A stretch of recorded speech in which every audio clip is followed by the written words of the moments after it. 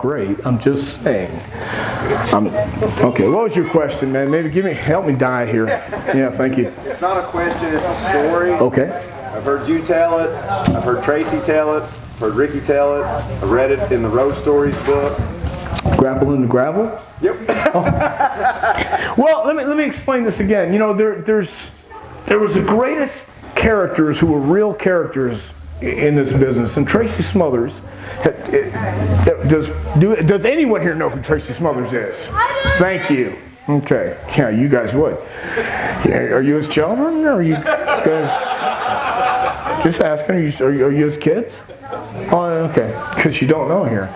It's Kentucky, Tennessee, Arkansas, and some other places too. But what happens is this. Is you know, when you're traveling together, you're going to have some bad feelings. Did you pay to get in? Seriously. Shut up, you. Yeah. How old are you? You 6? Yeah. Yeah, I thought so. Okay. Yeah, you 150. There's a lot of interesting people, guys that are just crazy, guys that are just insane in this business. Tracy Smothers is a really great person. He's got a great heart, but he's insane. And I would poke the bear. And Tracy, sometimes he'll come in the dressing room and hit the lockers. And Tracy's a dangerous guy when you piss him off, as I found out. And we would ride from Nashville to Knoxville back and forth, and I would kind of poke the bear, and I would say things that weren't appropriate and things like that. And Tracy would kind of laugh it off, but eventually I could get under somebody's skin pretty easily. And Tracy at one time was hurting everybody. He was. It wasn't intentional, but occasionally you get a potato here and there. And I was very good friends with a guy named Brian Lee, and he hit Brian in the eye and just busted his eye. Brian had to get stitches inside and out, and it was one thing after another.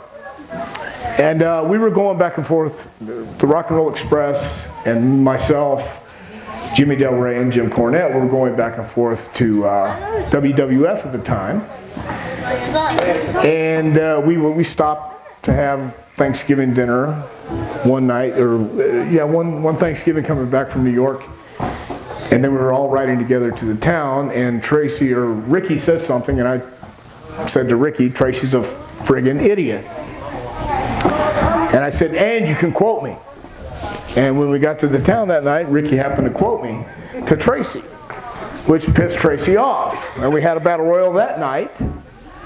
And Tracy was working with Brian Lee that night too, and Tracy isn't going with the match, and Tracy's mad, and Brian's trying to do what was planned, and Tracy doesn't want to do it because Tracy wants to kill me.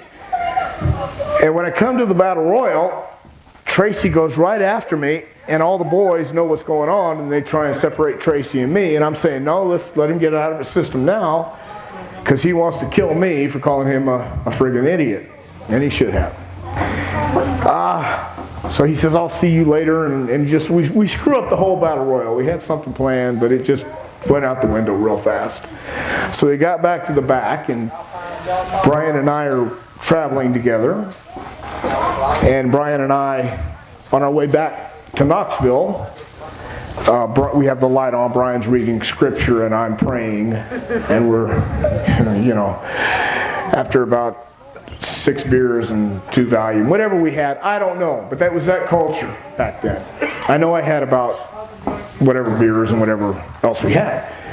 And we see the Rock and Roll Express on the side of the road, and I want Brian to pull over. He won't pull over. Anyway, we wind up seeing him down the road where they're pulled over again, and Tracy had hurt his ankle that night in the Battle Royal, or in the match, wherever it was. But we pull back behind him, and Tracy gets out, and he's going to kill me. And I said, man, what is your problem? And he said, you son of a bitch. He starts punching. And I could see the red in his eyes. He really wanted to kill me. And then I said something to Ricky, and Ricky pushed me, and I threw a bottle at Ricky. I couldn't hit the side of a barn door, though. Oh, it's just stupid shit is what it was. And, but this is the truth. You know how when you want to fight, you can tell when somebody else doesn't? and we both were scared and the other was glad of it, something like that. We went to lock up in a fight. If you're going to fight, you're not going to lock up. We went to lock up in a fight. I mean, it's on the side of the road. While this is going on, again, you can't make this, well, you can't make this up, this is true. Two girls stopped to look and see what was going on, and Ricky says, "Get the hell out of here, you," use the C word, and they called the police. And no sooner than 30 seconds later, a cop pulls behind us, and Tracy says, "Look, you got kids, I got kids, I don't want to go to jail." Okay, so the cops come over and we tell them we're working on spots on the side of the road. Yeah, we were working on spots on the side of the road.